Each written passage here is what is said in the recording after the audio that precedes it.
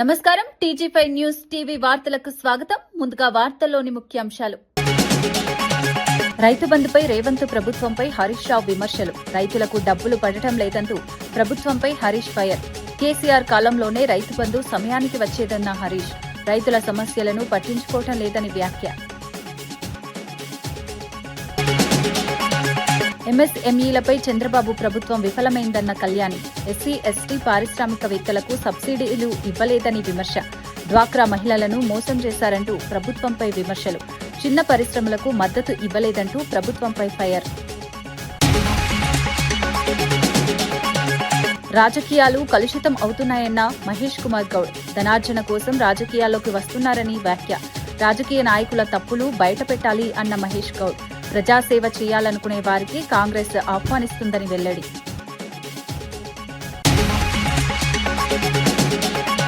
పేదలకు సీఎంఆర్ఎఫ్ చెక్కులు అందజేసిన మంత్రులు దుర్గేష్. నిడదవోలులోని సీఎంఆర్ఎఫ్ చెక్కులు పంపిణీ చేసిన దుర్గేష్. రాయచోటిలో సీఎంఆర్ఎఫ్ సహాయం అందజేసిన రాంప్రసాద్ రెడ్డి. రాజ్యసభకు ఎన్నికైన నేతలను అభినందించిన శ్రీధర్ బాబు. తెలంగాణ సమస్యలను రాజ్యసభలో వినిపిస్తారన్న శ్రీధర్. అనుభవజ్ఞులైన నేతలు రాజ్యసభకు వెళ్లడం ఆనందమన్న మంత్రి.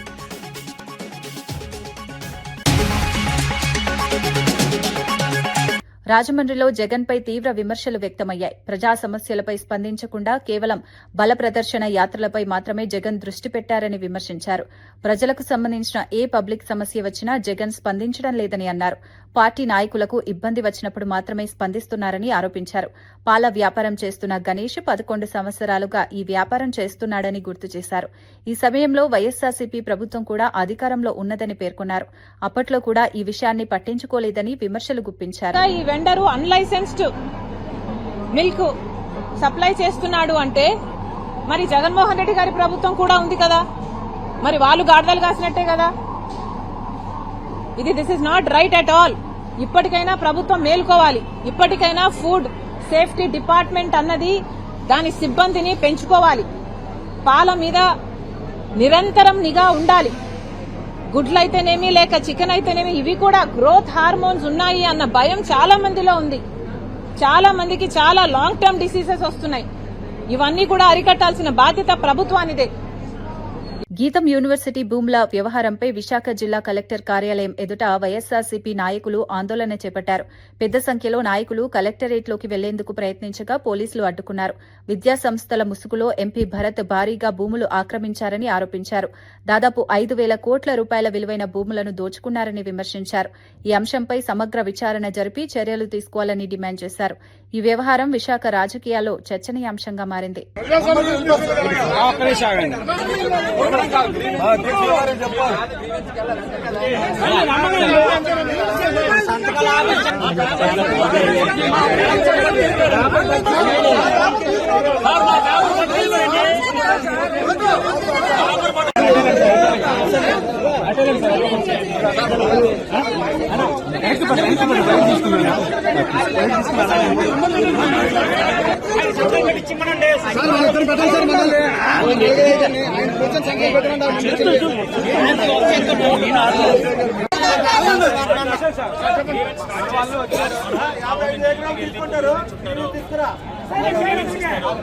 స్టార్ట్ చేయమంటే మేము బయటికి వెళ్ళిపోతాం.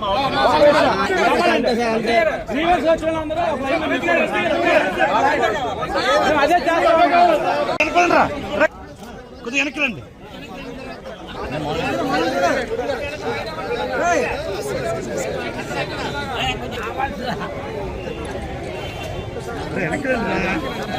వెనక్కి రండి రా.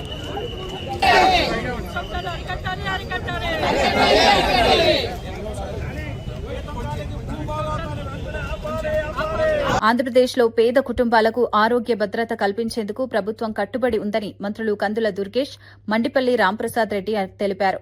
నిడదవోలులో మంత్రి కందుల దుర్గేష్ 38 మందికి 26.52 లక్షల విలువైన సీఎం రిలీఫ్ ఫండ్ చెక్కులు పంపిణీ చేశారు.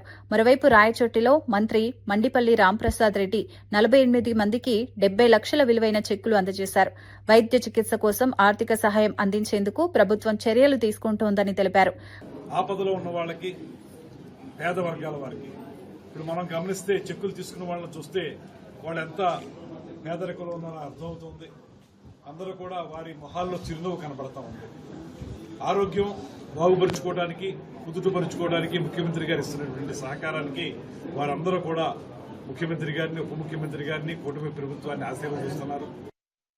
శ్రీకాకుళంలో వైఎస్సార్సీపీ నాయకులపై ఎమ్మెల్యే గొండు శంకర్ తీవ్రంగా విమర్శించారు. రైతులను తప్పుదారి పట్టించే ప్రయత్నం చేస్తున్నారని ఆరోపించారు.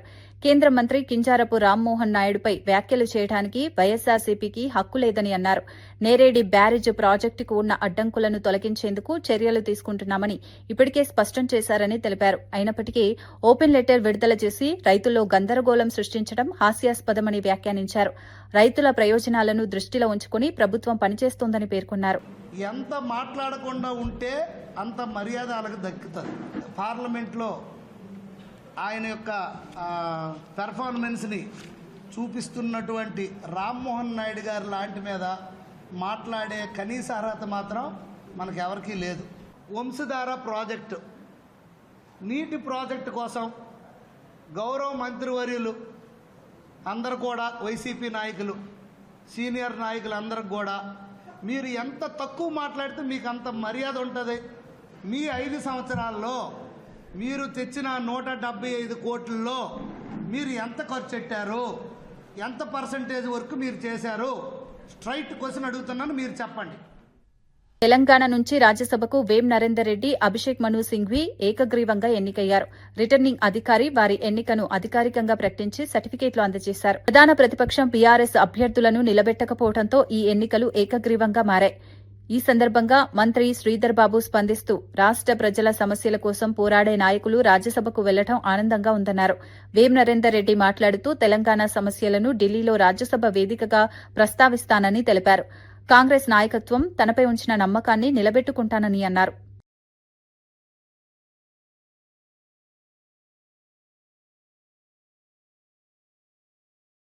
విభజనలకు సంబంధించి, రాష్ట్ర హక్కుల గురించి, రేపు రాబోయే కాలంలో కూడా విభజన చట్టానికి సంబంధించిన ఇంకా పూర్తి చేయలేని అనేక అంశాలపైన రాష్ట్ర ప్రయోజనాలను దృష్టిలో పెట్టుకుని అనుభవం గల 2 నాయకులు కూడా ఈరోజు రాజ్యసభలో మన తెలంగాణ ప్రభుత్వ బాణిని వినిపించడానికి, ప్రజా సమస్యలు తెలిసిన వారు, సమస్యల పరిష్కారంలో మరి ఆలోచన చేసేవారు ఈరోజు మరి ఎన్నికైనట్టు కూడా పత్రాలు ఇవ్వటం జరిగింది. ఈ సందర్భంలో వారికి శుభాకాంక్షలు తెలియజేస్తాను.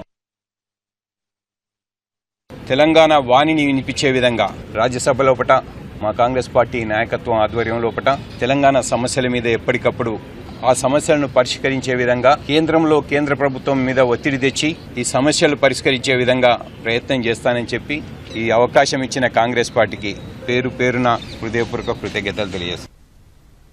ఎంఎస్ఎంఈల అభివృద్దిపై చంద్రబాబు ప్రభుత్వం ఏం చేసిందని వైఎస్సార్సీపీ మహిళా విభాగం అధ్యక్షురాలు వరదు కళ్యాణి ప్రశ్నించారు. ఎస్సీ, ఎస్టీ పారిశ్రామికవేత్తలకు ఇవ్వాల్సిన 800 కోట్ల సబ్సిడీలు ఇప్పటికీ ఇవ్వలేదని విమర్శించారు. ఈ కారణంగా వారు రోడ్డెక్కాల్సిన పరిస్థితి వచ్చిందన్నారు. 0 వడ్డీ రుణాలు ఇవ్వకుండా డ్వాక్రా మహిళలను కూడా మోసం చేశారని ఆరోపించారు. చిన్న వ్యాపారాలు, పారిశ్రామిక రంగానికి ప్రభుత్వం సహకారం అందించడంలో విఫలమైందని విమర్శించారు. పారిశ్రామికవేత్తలకు తగిన మద్దతివ్వాలని డిమాండ్ చేశారు. మహిళా పారిశ్రామికవేత్తల గురించి, ఎంఎస్ఎంఈల గురించి చెప్పడం జరిగింది. ఆల్రెడీ 1,00,000 మంది మహిళలకి పారిశ్రామికవేత్తలుగా తయారు చేసేశాను, ఇంకో 5 లక్షల మందికి పారిశ్రామికవేత్తలుగా నేను తయారు చేయబోతున్నాను అని చెప్పారు. నేను ఒకటే అడుగుతున్నాను చంద్రబాబు నాయుడు గారికి, ఈ పారిశ్రామికవేత్తలకి ఏమైనా మీరు 50% సబ్సిడీ ఇచ్చారా లేదా 90% సబ్సిడీ ఇచ్చారా? వాళ్ళు షూరిటీలు, సొంత ఆస్తులు షూరిటీలు పెట్టుకుని పరిశ్రమలు పెట్టుకుంటే దాన్ని మీ ఖాతాలో ఎలా వేస్తారు అని నేను అడుగుతూ ఉన్నాను. ఇప్పటికీ రాష్ట్రంలో ఈ 20 నెలలుగా తీసుకుంటే ఎస్సీ, ఎస్టీ పారిశ్రామికవేత్తలు వాళ్ళకి ఇవ్వాల్సిన 800 కోట్ల సబ్సిడీలు ఇవ్వక రోడ్డెక్కి ఆందోళన చేస్తూ ఉండే పరిస్థితి ఉంటే మీరు 1,00,000 మంది పారిశ్రామికవేత్తలుగా మహిళల్ని తయారు చేశాను అని ఎలా చెప్తారు? అసలు ఎంఎస్ఎంఈలు కేంద్ర ప్రభుత్వం రాయితీలతో రుణాలు మంజూరు చేయడం అనేది ఇప్పుడు కొత్తగా ఇచ్చిందేం కాదు కదా, దాన్ని మీ ఖాతాలో ఎలా వేస్తారు అని నేను అడుగుతూ ఉన్నాను. అలాగే తీసుకుంటే డ్వాక్రా సంఘాల మహిళల కట ఇంటికొక పారిశ్రామికవేత్తగా చేస్తాను అని చెప్పడం జరిగింది. దాన్ని చూసి మహిళలందరూ నవ్వుకున్నారు. చంద్రబాబు నాయుడు గారు, మీరిస్తానన్న సున్నా వడ్డీయే ఇవ్వకుండా మీరు ఇంటికొక పారిశ్రామికవేత్తని ఎలా చేస్తారు? గతంలో 3 లక్షల వరకు సున్నా వడ్డీ టంచెన్గా వాళ్ళ అకౌంట్ లో జగనన్న వేసేవారు. ఎన్నికల టైంలో మీరు ఏం చెప్పారు? 3 లక్షలు కాదు 10 లక్షల వరకు కూడా రుణాలకి సున్నా వడ్డీ మేము ఇస్తామని చెప్పి నమ్మించి ఓట్లేసుకుని 20 నెలలైనా ఇప్పటి వరకు ఇవ్వకుండా 5,000 కోట్లు బకాయిలు పడ్డారు మీరు, సున్నా వడ్డీ బకాయిలు. ఈ రోజు డ్వాక్రా సంఘాలు మీ నాయకత్వంలో, మీ కూటమి పాలనలో వాళ్ళ పరపతి తగ్గిపోయింది, వాళ్ళ పొదుపు కూడా తగ్గిపోయింది. బ్యాంక్స్ లోన్స్ ఇవ్వడం తగ్గించేశాయి. అలాగే తీసుకుంటే వాళ్ళ పొదుపు కెపాసిటీ 479 కోట్లు పొదుపును కూడా తగ్గిపోయింది. ఎందుకంటే వాళ్ళకి మీరు సపోర్ట్ గా నిలబడకపోవడం వలన, వాళ్ళకి సున్నా వడ్డీ ఇవ్వకపోవడం వలన ఇలాంటి దారుణమైన పరిస్థితులు డ్వాక్రా సంఘాలకు ఉంటే ఇంటికొక పారిశ్రామికవేత్తని ఎలా మీరు తయారు చేస్తారు అని నేను అడుగుతూ ఉన్నాను. మళ్ళీ జగనన్న ముఖ్యమంత్రి 2019లో ప్రమాణ స్వీకారం చేశాక మహిళలకి 2019 ఏప్రిల్ వరకు ఉన్న రుణాలని ఆసరా ద్వారా వాళ్ళ అకౌంట్ లో 25,500 కోట్ల పైగా వేయడమే కాకుండా సున్నా వడ్డీ కూడా 5,000 కోట్ల వరకు వాళ్ళ అకౌంట్ లో వేయడం జరిగింది. ఫ్రీ బస్ గురించి చాలా గొప్పలు చెప్పారు, శ్రీశక్తి అనేసి పథకం పేరు చెప్పి. తీసుకుంటే మీరు ఎన్నికల టైంలో అన్ని బస్సులకి ఫ్రీ అని చెప్పి ఇప్పుడు రాష్ట్రంలో ఉన్న 16 బస్సుల్లో కేవలం 5 రకాల బస్సులకు మాత్రమే మహిళలు ఫ్రీగా ప్రయాణం చేసేట్టుగా అవకాశం కల్పించి 11 బస్సుల్లో వాళ్ళకి అవకాశం లేకుండా చేయడమే కాకుండా ఎన్నికల టైంలో రాష్ట్రంలో ఎక్కడి నుంచి ఎక్కడికైనా ఫ్రీ. రాజ్యసభకు ఎన్నికైన వేం నరేందర్ రెడ్డి, అభిషేక్ మను సింఘ్వీని మంత్రి శ్రీధర్ బాబు అభినందించారు. అనుభవజ్ఞులైన ఈ నాయకులు రాష్ట్ర ప్రజల ప్రయోజనాల కోసం పనిచేస్తారని ఆశాభావం వ్యక్తం చేశారు. రాజ్యసభ వేదికగా తెలంగాణ సమస్యలను బలంగా వినిపిస్తారని తెలిపారు. కాంగ్రెస్ పార్టీ రాష్ట్ర ప్రయోజనాలను కాపాడేందుకు కట్టుబడి ఉందన్నారు. ఈ ఎన్నికలు పార్టీకి గౌరవాన్ని తీసుకువచ్చాయని పేర్కొన్నారు. ప్రజల సమస్యల పరిష్కారంలో ఈ నాయకులు కీలక పాత్ర పోషిస్తారని అన్నారు. మన తెలంగాణ ప్రభుత్వ బాణిని వినిపించడానికి మరింత శక్తినిచ్చే కార్యక్రమం. ఆ సందర్భంలో ఇద్దరు అనుభవం గల నాయకులు, ప్రజా జీవితంలో ఉన్న నాయకులుగా, ప్రజా సమస్యలు తెలిసిన వారు, సమస్యల పరిష్కారంలో మరి ఆలోచన చేసేవారు ఈరోజు మరి ముఖ్యమంత్రి రేవంత్ రెడ్డి గారు, అదేవిధంగా పిసిసి అధ్యక్షుల వారు. రాజకీయాలు రోజురోజుకు కలుషితం అవుతున్నాయన్నారు టీపీసీసీ చీఫ్ మహేష్ కుమార్ గౌడ్. రాజకీయాల్లోకి కొత్తగా వచ్చేవారు ప్రజాసేవ కంటే ధనార్జనపై ఎక్కువ దృష్టి పెడుతున్నారని విమర్శించారు. అన్ని పార్టీలో కొంతమంది అవినీతి నాయకులు ఉన్నారని అన్నారు. రాజకీయ నాయకుల తప్పులను బయటపెట్టే బాధ్యత జర్నలిజంపై ఉందని చెప్పారు. మావోయిస్టులు ప్రజా జీవితంలోకి రావడం శుభపరిణామమని పేర్కొన్నారు. ప్రజాసేవ కంటే ధనార్జనపై ఎక్కువ దృష్టి పెడుతున్నారని విమర్శించారు. అన్ని పార్టీలో కొంతమంది అవినీతి నాయకులు ఉన్నారని అన్నారు. రాజకీయ నాయకుల తప్పులను బయటపెట్టే బాధ్యత జర్నలిజంపై ఉందని చెప్పారు. మావోయిస్టులు ప్రజా జీవితంలోకి రావడం శుభపరిణామమని పేర్కొన్నారు. ప్రజాసేవ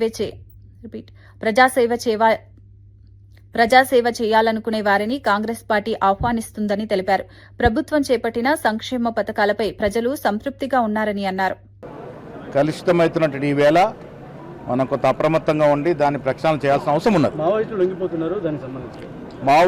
లొంగిపోతున్నారు. నేను మొన్న హైదరాబాద్ కూడా చెప్పడం జరిగింది. మావోయిస్టులు కూడా వారు ఎంచుకున్న విధానం రాజ్యాంగానికి వ్యతిరేకమైనప్పటికీ కూడా 30 నుంచి 40-45 ఏళ్లు వారు అరణ్యవాసంలో గడిపి పేద ప్రజల యొక్క అభివృద్ధి కోసం పాటుపడ్డారు. వారు కూడా ఒక రకంగా పేద ప్రజలకి సేవ చేయాలని తపన పడ్డారు. మార్గం వేరు కావచ్చు. ఇలా కాంగ్రెస్ పార్టీ కూడా పరిపూర్ణంగా పేదల అభ్యున్నతి కోసం పనిచేస్తూ ఉంది.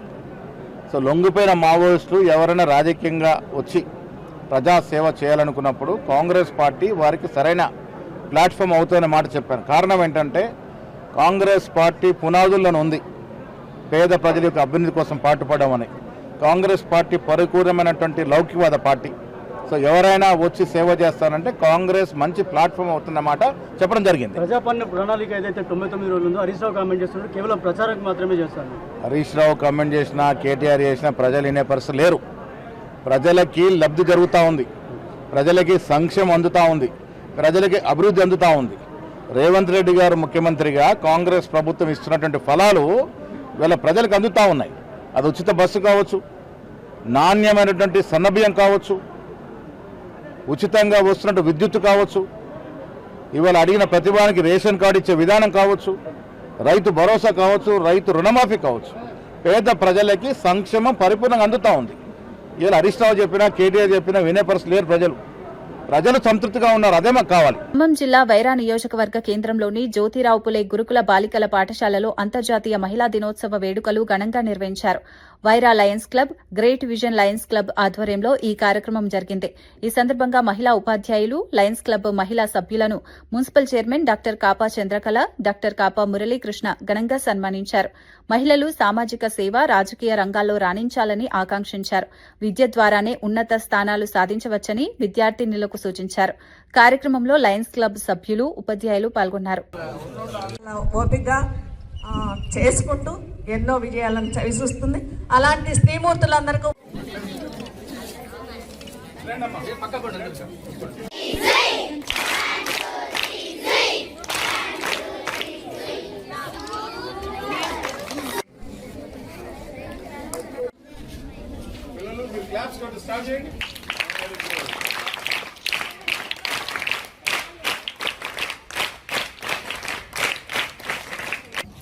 ఇవాళ మనము ఒక ఇంటర్నేషనల్ ఉమెన్స్ డే సెలబ్రేట్ చేసాము. ఇక్కడ గ్యాదర్ అయ్యాము. మనకి చాలా మంది మహిళలు పురాతన కాలం నుంచి, పురాణ గాథల కాలం నుంచి వీళ్ళందరూ కూడా ఎంతో కృషి చేసిన వాళ్ళు చాలా మంది ఉన్నారు. వివిధ రంగాల్లో, అలాగే రాజకీయ నాయకులు కానీ, వైమానిక దళంలో కానీ, మేడం అన్నట్టు అంతరిక్షంలో ప్రయాసించిన వాళ్ళు కానీ, అప్పటి నుంచే చాలా మంది కృషి చేయబట్టే మనం ఇలా ఉన్నాం. ధైర్య సాహసాలకి ఝాన్సీ లక్ష్మి కానీ ఇలా ఇవన్నీ మనం చెప్పుకుంటూనే ఉన్నాం. అలాగే మీకు పాకిస్తాన్లో చైల్డ్ ఎడ్యుకేషన్ కోసం చాలా పోరాడి బాంబు దాడికి కూడా ఓర్చుకొని తర్వాత అది అంతా క్యూర్ చేసుకొని అమ్మాయి నోబెల్ బహుమతి సాధించింది 13 years ఏజ్లో. అలాంటి వాళ్ళు మనకి చాలా స్ఫూర్తిదాయకం. మీరంతా ఆ అమ్మాయి ధైర్యాన్ని, పాకిస్తాన్ వాళ్ళ ఆర్మీకి ఎదురోడి పోరాడి మరి చైల్డ్ విద్య కోసం, ఎడ్యుకేషన్ కోసం చాలా పోరాడింది. ఆమె మీకు చాలా స్ఫూర్తి కావాలి. ఎందుకంటే సంకల్పం అనేది చాలా ముఖ్యం. ఖమ్మం జిల్లా వైరా మండలం గరికపాడు గ్రామంలో ఐఏఎస్ అధికారి చి ప్రియాంక జన్మదిన వేడుకలు నిర్వహించారు. ఈ సందర్భంగా జెడ్పీహెచ్ఎస్ పాఠశాలలో 10వ తరగతి పరీక్షలకు సిద్దమవుతున్న విద్యార్థులకు అధ్యయన సామగ్రిని అందజేశారు. రతన్ రాజు సహకారంతో ఈ కార్యక్రమం నిర్వహించారు. విద్యార్థులు భయపడకుండా ప్రశాంత వాతావరణంలో పరీక్షలు రాయాలని సూచించారు. ఉన్నత విద్య అభ్యసించి ఐఏఎస్, ఐపీఎస్ స్థాయికి చేరాలని ప్రోత్సహించారు. కార్యక్రమంలో ఎంపీడీఓ, పంచాయతీ సెక్రటరీ, ఉపాధ్యాయులు, గ్రామ పెద్దలు పాల్గొన్నారు. ప్రియాంక మేడం గారికి మీ తరఫున, మా తరఫున, మన అందరి తరఫున ఒకసారి స్పెషల్ కమిషనర్. ఈరోజు 10వ తరగతి రాసే పరీక్షలు కూడా అవి మీకు చిన్న వస్తువులైనా కానీ మేడం గారు బర్త్డే సందర్భంగా తీసుకున్న గిఫ్ట్తో మీరు రాసే పరీక్షలో మంచిగా ఫలితాలు సాధిస్తారని ఈ యొక్క కార్యక్రమాన్ని ఉద్దేశించి మేము ఎందుకు తీసుకున్నామంటే మన గరికపాడులో జిల్లా స్థాయిలో సాధించగలిగే పిల్లలు ఉన్నారు కాబట్టి ప్రియాంక మేడం గారి బర్త్డే సందర్భంగా 10వ తరగతి పిల్లలు మంచి రిజల్ట్ వచ్చిందనే పేరు మేము కూడా హైదరాబాద్ స్థాయి happy birthday Priyanka madam. Okay right అండి.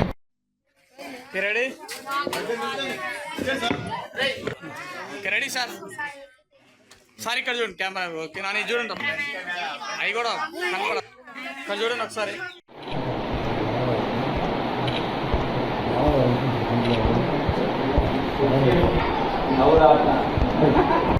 అంతర్జాతీయ మహిళా దినోత్సవం సందర్భంగా సంగారెడ్డి జిల్లా సెయింట్ యాంటనీ మహిళా డిగ్రీ కళాశాలలో సైబర్ క్రైమ్ అవగాహన కార్యక్రమం నిర్వహించారు. ఈ కార్యక్రమానికి cyber security bureau DSP Venugopal Reddy ముఖ్య అతిథిగా హాజరయ్యారు. సోషల్ మీడియాలో జరిగే సైబర్ స్టాకింగ్, మ్యాట్రిమోనియల్ మోసాలపై అవగాహన కల్పించారు. వ్యక్తిగత సమాచారాన్ని అపరిచితులతో పంచుకోకూడదని సూచించారు. సైబర్ నేరాలకు గురైతే వెంటనే 1930 హెల్ప్ లైన్ లేదా cybercrime.gov.in ద్వారా ఫిర్యాదు చేయాలని తెలిపారు. కార్యక్రమంలో 500కు పైగా విద్యార్థినులు పాల్గొన్నారు. నెట్వర్క్ వాడి, వైఫైని వాడి లేదా ఏదైనా సిస్టమ్ వాడి, మొబైల్ ఫోన్ వాడి ఒక బ్యాంక్ అకౌంట్ టార్గెట్ చేసి డబ్బులు కొట్టడం సరే. ఓన్లీ బ్యాంక్ అకౌంట్, నెట్వర్క్ వాడి, వైఫైని వాడి లేదా ఏదైనా సిస్టమ్ వాడి, మొబైల్ ఫోన్ వాడి ఒక బ్యాంక్ అకౌంట్ టార్గెట్ చేసి డబ్బులు కొట్టడం సరే. Only bank account Rythu Bandhu పథకంపై BRS నేత హరీష్ రావు రాష్ట్ర ప్రభుత్వాన్ని విమర్శించారు. కేసీఆర్ అధికారంలో ఉన్నప్పుడు నాట్లు వేసే సమయానికి రైతు బంధు పడేదని అన్నారు. ప్రస్తుతం కోతల సమయానికి కూడా రైతులకు డబ్బులు పడటం లేదని విమర్శించారు. రైతు బంధు పథకాన్ని పక్కనబెట్టి రాహుల్ బంధు పథకం తీసుకువచ్చారని ఆరోపించారు. ముఖ్యమంత్రి తన సీటు కాపాడుకునేందుకు రాహుల్ గాంధీకి సంవత్సరానికి 1,000 కోట్ల రూపాయల కప్పం కడుతున్నారని వ్యాఖ్యానించారు. రైతుల సమస్యలను ప్రభుత్వం పట్టించుకోవడం లేదని విమర్శించారు.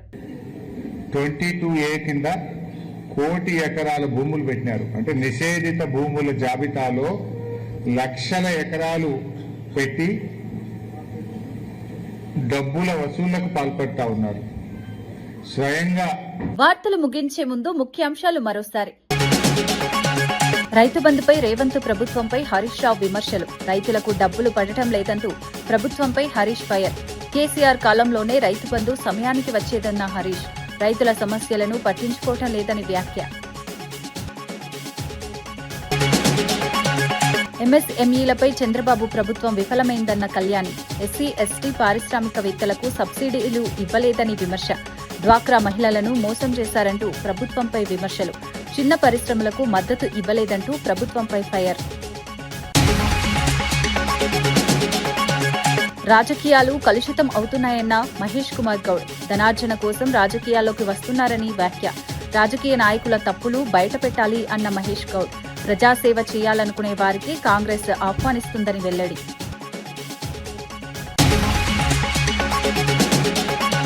పేదలకు సీఎంఆర్ఎఫ్ చెక్కులు అందజేసిన మంత్రులు దుర్గేష్. నిడదవోలులోని సీఎంఆర్ఎఫ్ చెక్కులు పంపిణీ చేసిన దుర్గేష్.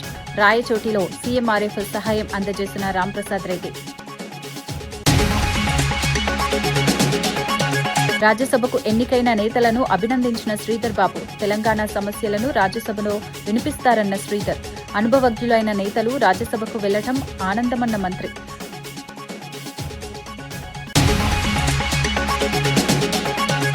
ఇవి ఈనాటి వార్తా విశేషాలు. మరో బులెటిన్లో మళ్లీ కలుద్దాం. నమస్కారం.